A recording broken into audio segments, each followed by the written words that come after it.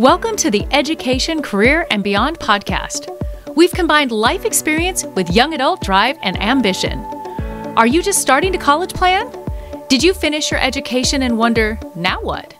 Join us in this lively discussion about the topics you need to know to create the next stage of your life's dreams, careers, finances, education, and more.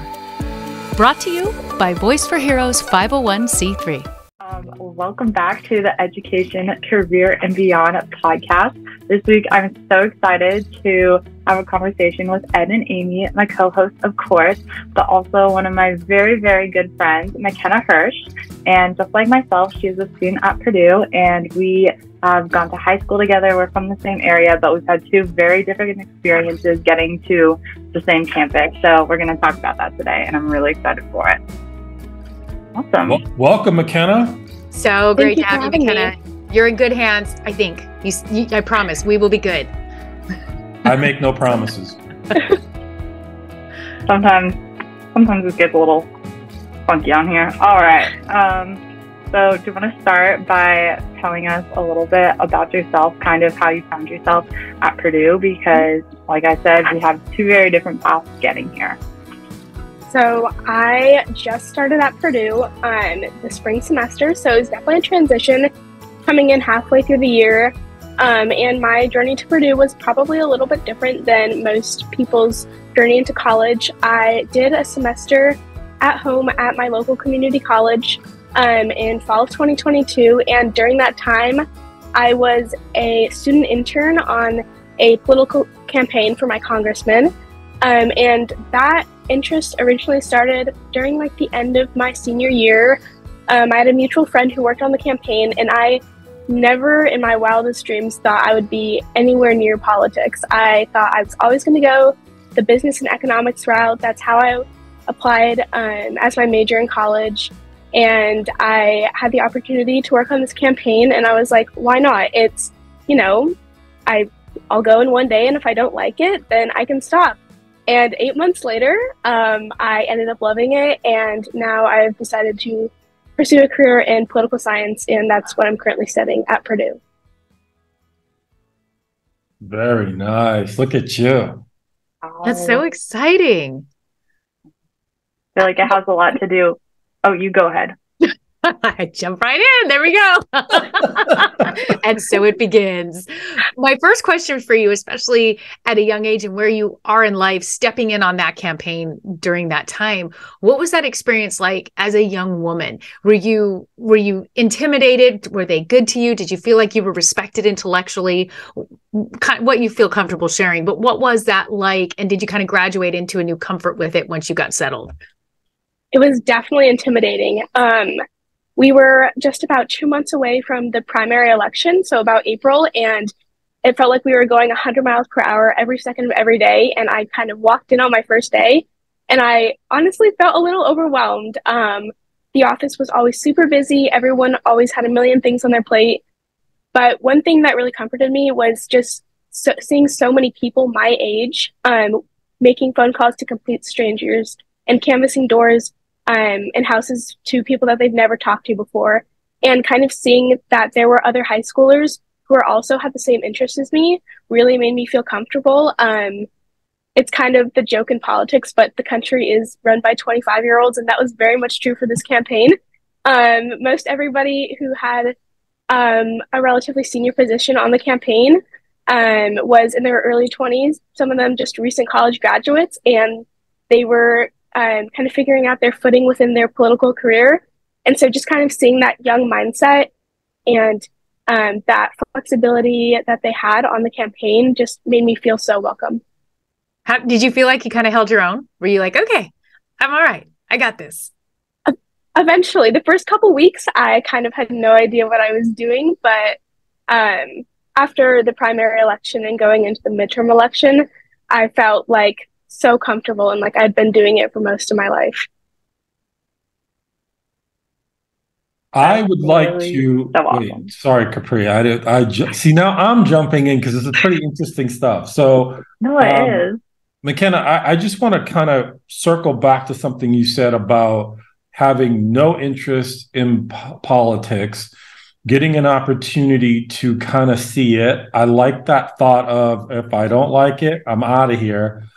If you could tell somebody, like we live a bunch of young people, or a parent that's trying to figure out direction for a young man or a young woman, maybe in high school, early part of career, how important was it in your mind to get that firsthand experience in the office? Obviously, it changed your direction, but if somebody said, man, I don't know if I want to do an internship or shadow somebody or get involved with politics or any other activity for that matter, what was that impact like, and what would you suggest in terms of how to get experience? Sounds like you knew somebody there, but what impact did that have in your overall trajectory? I don't know. We'll just call it whatever I want.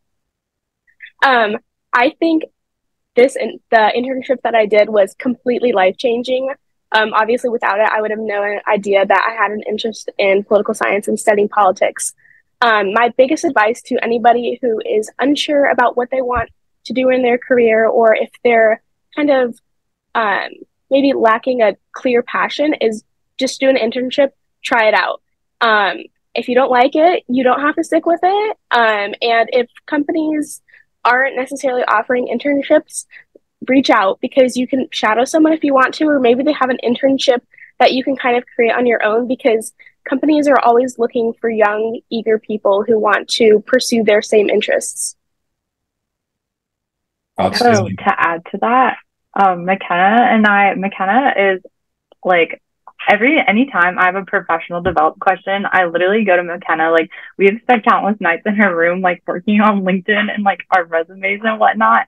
And that is like, I think Mekena told me this, but like, if basically what she just said, like, if you don't see an opportunity directly, like, hop on LinkedIn, look for something, and it will be there, and just start reaching out to people, because if the worst you could get is no, and then you're in the same exact place you've started, but you're not, because now you have more experience about how to approach the situation better the next time. Love it. Absolutely brilliant. That's fantastic advice. So I want to circle back again and talk about, you said you did your first semester in college locally back at home. I'm trying to figure out which came first, the opportunity in the internship, or was it college? And did you shift college for the internship? Can you walk us through that timeline and that process, please? It's definitely a little bit of both. I hadn't necessarily gotten into the schools that I wanted to, and I actually was originally committed to Fordham out in the Bronx in New York. But when I kind of went through the financials with my parents, it just wasn't going to be financially possible without hundreds of thousands of dollars in student debt. So I kind of had a decision to make. One of them was, taking a gap year, just reapplying and seeing how that goes. Or I could, get a job and work and wait another year. Or I could enroll in community college and just try and get some of the credits out of the way. And by that time, I was kind of new in the campaign. I was an unpaid intern, so there was nothing. Money. There was nothing keeping me like super close to the campaign, except for the fact that I absolutely loved it. But in terms of the monetary funds, they weren't there. So I decided that I was going to enroll in Miracosta, and I would do at least one semester there, potentially two, because there's always an opportunity to start fourth of the year in the spring semester. And so I'd kind of come to terms with that decision. In the beginning, I was a little stubborn, and I definitely wanted to, leave the house and be independent and go to college. But it honestly ended up working out in the end, because I was presented with the opportunity for a fellowship over summer that was paid, and then a second fellowship during fall semester that was also paid. And so even though, my path to getting to Purdue wasn't super straight, in the end, it all worked out, and I really wouldn't trade the opportunity for the world. So that's fantastic. So I wanted to also talk about process. So you go through, in fact, I think, correct me if I'm wrong, Capri, were you looking at Fordham too? I was not. I think the only East Coast school was Boston College, but Got it. Okay. So I was wrong. I'm so sorry. Like Oh, I can man, do remember every better. school.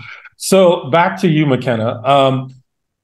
So you're on this path, right? And I think one thing that Capri and Amy can speak to is that the process to apply to go to a university or universities, because there's multiple applications, multiple requirements, some similar but a lot different.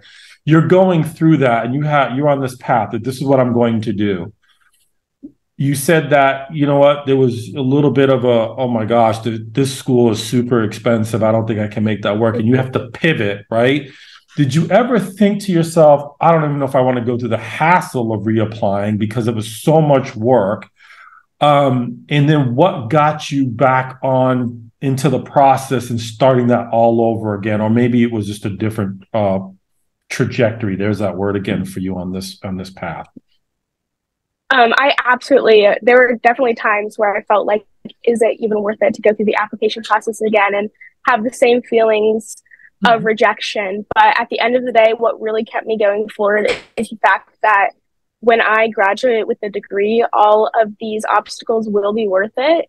And another thing that really led me to reapply is the transfer application is a lot less rigorous than the general like post high school grad application, if that makes sense. And so as weird as this may sound, knowing that the application wasn't going to take months to complete just kind of reassured me to like know that college still was the right decision for me.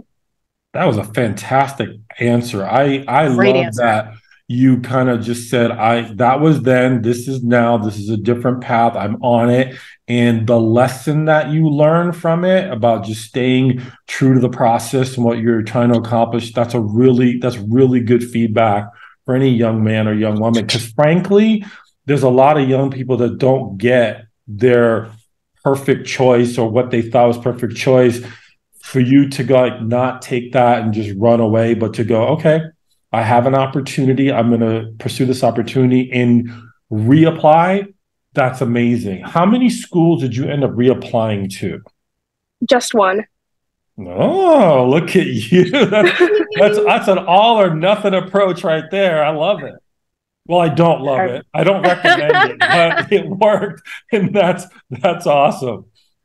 Mekena, I have a question for you, and this is a little broader scope, but I can tell you're already just a very hard charger, go-getter. You've taken on multiple things. You see big picture. I love that you have that ability to make those shifts. Where do you see then, as you're navigating now these next years, where you're set in your structure and your system, your goals, where you're at now, and yet also keeping that part of creativity or possibility open if something comes in that maybe shows you need to steer another direction? Where do you leave the room open for what could come in versus also just staying on the plan? And how do you see yourself navigating that? Right. So there's always opportunities out there. Something that I've had to take into consideration is this something that I'm super passionate about?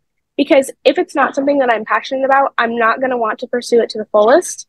And so in presented with opportunities, I guess, not to repeat myself, I just really have to take that into perspective of how it's going to fit into my life and kind of like my attitude toward the opportunity. Because yeah, attitude and passion towards something I think can really make or break it. That's a great answer, because we can get inundated with opportunity and think we have to take them all.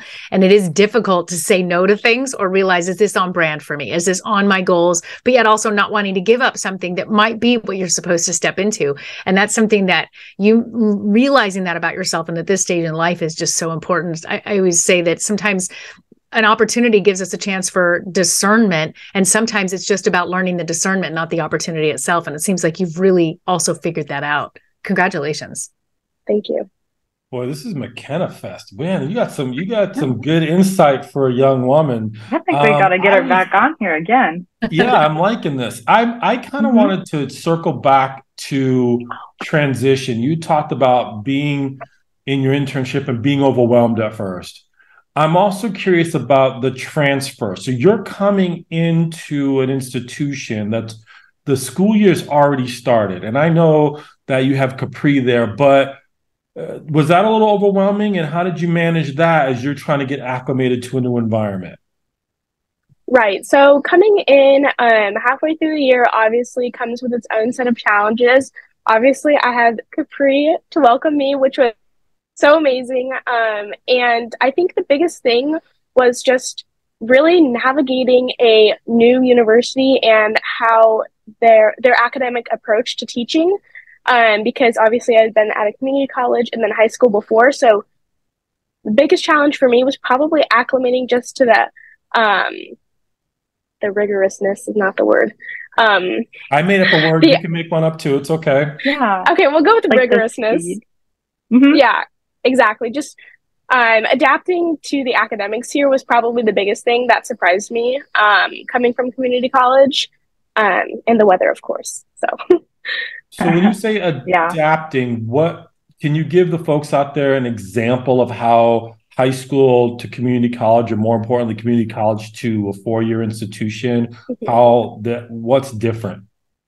So when I did my one semester at Miracosta, I took all of my classes online because I knew I really wanted to focus all of my time on, or most of my time, on the fellowship that I had.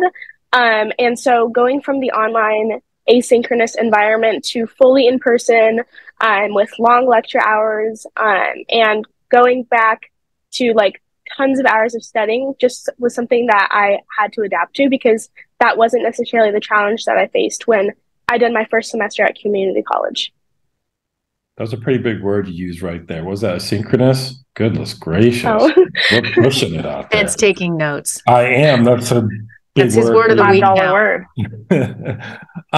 You said weather. I wouldn't have thought to ask this question, but since you brought it up, and I think Capri talked about it before too, acclimating, give some folks some feedback for those people who, like us, or spend most of our adult life in Southern California, and they're moving to a destination that is a little bit more harsher than what we might be accustomed to. What was that like, and what would you do to prepare for that? Right. Well, we have a lot of gray days here, which is something that you have to get used to, because I am very motivated by the weather and the sun. So if the sun's out, I'm going to be a lot more productive. And if it's gray, it's going to be the opposite. So I think that's just something that I had to keep in mind. If, even the sun isn't out, I still have to keep going and be productive and, pursue my academics, because, it doesn't go by the weather. So. Also, so we've had like a sunny streak. So it'll be like sunny 2 days in a row and then pour rain. So last week it was like sunny 2 days, and then the day after it rained 3 inches. And that's happening again tomorrow. So it's like, when it's sunny out, we're so motivated to finish our work so that we can just go sit outside. And it's not even that it's like sunny and warm. It's literally sunny and 45 degrees. But if the sun's out, like every student is outside, and it makes it feel like really lively. I think that you don't realize how much it impacts you until you're already past the point. Well, if it makes you both feel better, that's been the exact same weather here in San Diego for weeks. It's 45 and sunny outside, and then it pours rain for the next few days. It snowed in Los Angeles. We're having just crazy season. We're wearing sweaters and socks. This is very unusual. So we are just feeling it with you now, and we have also acclimated. We're together with you. We're together. We're together. Because it got in the 40s here. We're surviving our first winter together. 39. Well, Mekena, I have another question for you, and I'm actually taking this out of the playbook of last week's episode where we had Catherine Lang with us, Miss California. And also Ed and Capri are still both accountable for answering this question. I don't know if they're ready yet. But if you had a word I know what it is. I've been thinking about it. Described where you're at in life right now, a word that is saying, this is what it is right now. This describes let's say even your year. What would that word be? Maybe I'll go last, because I'm going to need to think about that one for a quick I think second. that's a good idea. I've been thinking about it. Have you been thinking about it? Yes. Okay, so every year I pick 2 words for myself, and last year was love and balance. And so I was like, I want to use balance for this year, but I feel like balance is more of a state of being versus a state of like achieving for me. So I don't want to like say that it's something that I think I've kind of already accomplished. So this year, I think I have 2. Am I allowed to have 2, or do I just have to pick Yes, one? go for it. Okay, Girls. humility, like humble, and also joy, because just like there's such a joy in being able to humble yourself and serve others.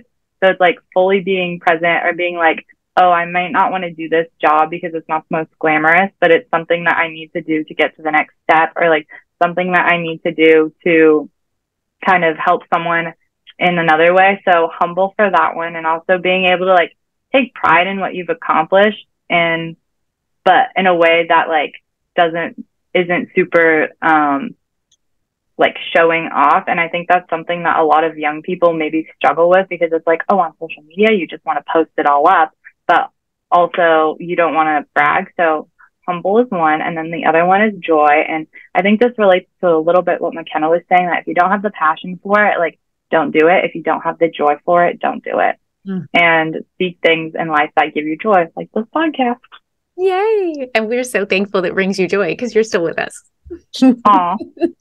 Okay, Ed, let's hear it. So I might be stealing from Mekena, but my word is uncomfortable.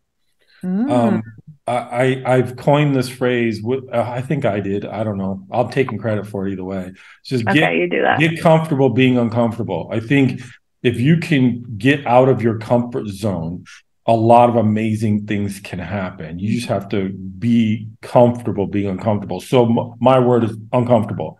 Is I just have to be in it and navigate that. So that may change, but right now it's the thing that, to Mekena's point, is like, I don't like gray either. It's like, it's cold, I don't want to get up, and it's like, you're uncomfortable, so stay there. And there's nothing wrong with being uncomfortable. And it's not, the other word that I had since Capri got to is helpful. I think if you help people, ultimately people will help you. So that can help you combat your discomfort, right? So you just ask for help. So, but you have to be available to help other people too. So uncomfortable and helpful, those are my two. Love it. That's good. That's very Edward. Very. All right, Mekena. I'm gonna try to figure out a way to put those two words together and make it one word. I think the word that's defined my last 2 months here at Purdue is probably purpose. I really do feel like I have found my purpose and my passion, really. And taking these political science classes, obviously, you know, I always had an open mind that if political science wasn't what I wanted to pursue once I got to Purdue, and if I didn't like the curriculum, I kind of kept that open mind that I can change my major if I wanted to. But being surrounded by these amazing students and amazing professors and being in these classes, I really do feel like I found my purpose. And if you can say my calling in life, to just kind of pursue that career in politics. Fantastic. I love this. Yeah, I like this question, so Amy. We might want to tee it up before the person gets on. No, it's so much fun. Look at that. Look what came out of her, though. Mekena, that was from the heart. It was real. Yeah, it was raw, and it was great. It was great. I loved it. I loved it. Yeah, it was fantastic. Purposeful, and what was the other one again? Just purposeful. I only came up with one. You only got one. He was the one that didn't. Yeah, and accomplished the mission. All right. Oh, so Mekena, I want to jump in. My final question for you is: we never get where we're going without somebody helping us. Outside of your parents, is there any mentor or somebody that kind of gave you the courage to go down this path that you'll be thankful for the rest of your life?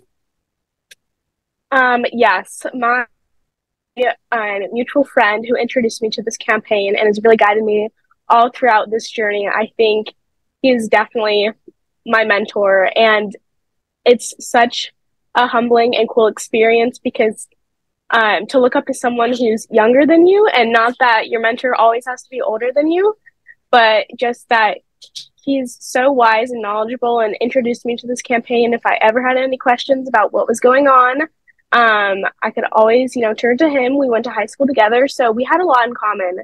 And just the fact that he and I worked on the campaign for those same months all the way up until the midterm election just was really cool, and I greatly admire him.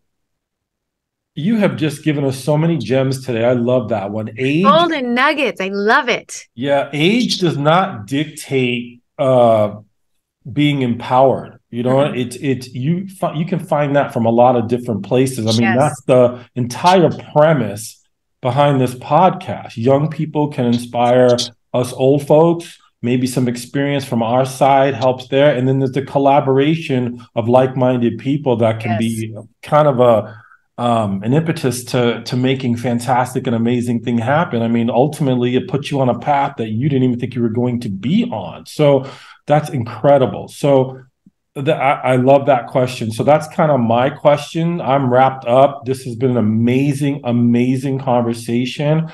I don't know, Capri, she's your friend. Do you have any questions left for her? Oh, yeah. I got a whole list left. Okay. Ivy, do you want to add anything? Because I got a couple to go through. No, to go rapid fire. All right. Take it. Wrapping around back a bit to applying to colleges again. So you went through this application twice, and most people dread going through it once. And you did say that the second time around was a lot easier, a lot more different than the first time. If you were to apply to college for the first time again, what would you do differently now going through it twice? I don't think it's a negative to go in as undeclared. Not knowing what you want to pursue is not necessarily a bad thing. And it can definitely benefit people in some ways. So that's my one piece of advice. My other piece of advice is you do not have to apply to 30 schools. If you keep those schools to a smaller number and really apply to the ones that you could see yourself going to, I think that's the best thing to do, because you don't ultimately want to end up with a school that you wouldn't choose to go to. And my last piece of advice, I think, would be, actually, I only have two pieces. Those are good too. That's it. Those are mic drops right there. Okay. So I didn't know until like 10 minutes ago that you only applied to Purdue. Were you just like, if I don't get in, I'm going to stay at Miracosta? Like, what was your thought process behind that? Because it sounds like you applied to a couple or a lot in the first part, and then the second time around, you just went for one. So you want to elaborate a little more on that one? Yeah, so my plan actually went in two completely opposite ways. I was going to apply to Purdue and see where that went. And if I got in, I would go. And my other opportunity was actually to continue to do another semester at Miracosta online and pursue a congressional internship, which I will hopefully be doing this summer. But I was going to continue my studies and then just be an intern in Washington, D.C. if I wasn't going to be at Purdue. Dig on that. Wow. You got a plan there. That's a pretty good plan B, by the way. Right? That's honestly that's pretty great. I feel like that's two plan A's. You're right. Exactly. Work on the road. Wow. Okay. And then this one is a little more, well, it's not really about applying to college anymore, but how did you deal with some of, like, I'm not sure if we want to call it like the pressure or the stigma or just like the emotions of everyone else going to college when you were staying home, and like, even though there was an extremely beneficial purpose and like mission of you being there, how was navigating that?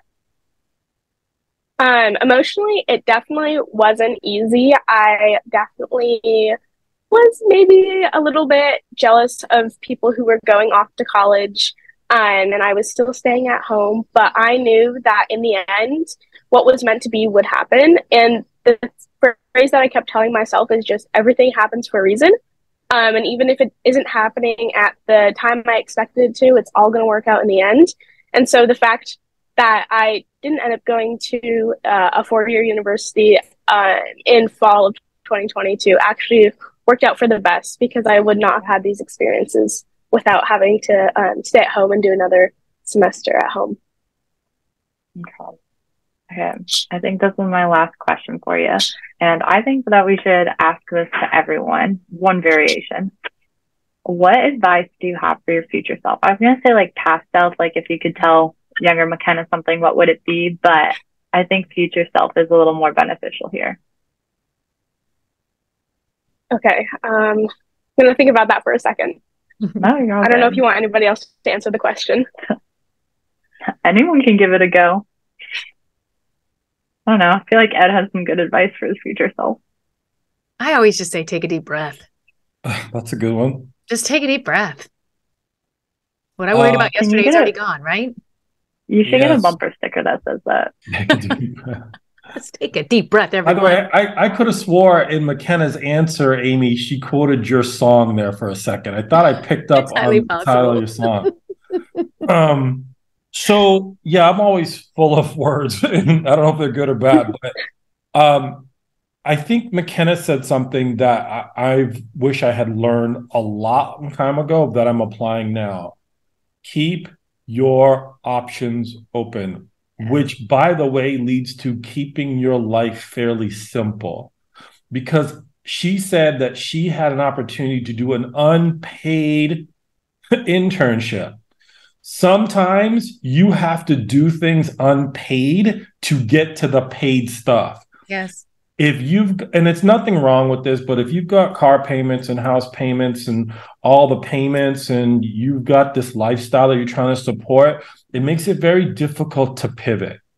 And when something becomes available that allows you to go, I would like to do this, the worst challenge, the worst problem is not even the uncomfortableness. It's like you can't even seize the opportunity because you're kind of landlocked. You can't do anything because you've got responsibilities. And listen, I raised 3 kids of my own and 2-step kids. That's all part of it. But if you're in being aware and like looking around for stuff, back to asking questions and asking for help, I think the fact that that unpaid opportunity sent you on a new path career-wise, you got a fellowship that was paid, you got experience that you have on a resume that's going to help you in DC, opportunities, all of those things.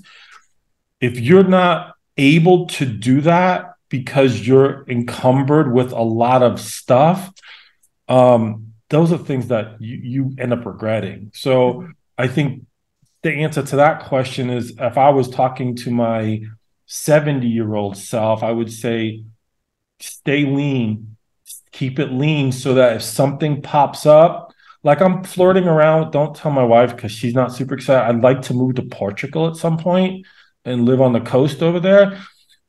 So I just know that I've got to be able to, if something like that opens up, I have to be able to have things lined up to go.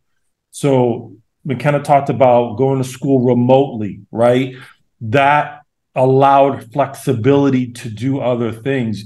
Maybe the opportunity for me is having a business that's more online or having something that's systematic. Yes. So I don't have to be present, but if something opens up and I can move to Portugal, the other thing I'd like to work is drive around the country in an RV. And, I don't know. I just want to have flexibility. You can't have that if you have tons of debt that's hovering over you. So I think that's where I land on that subject, Capri. It's a great question. And I think we've all got now a question from each of us, like future self. Amy, I don't remember your question, but it was your one word.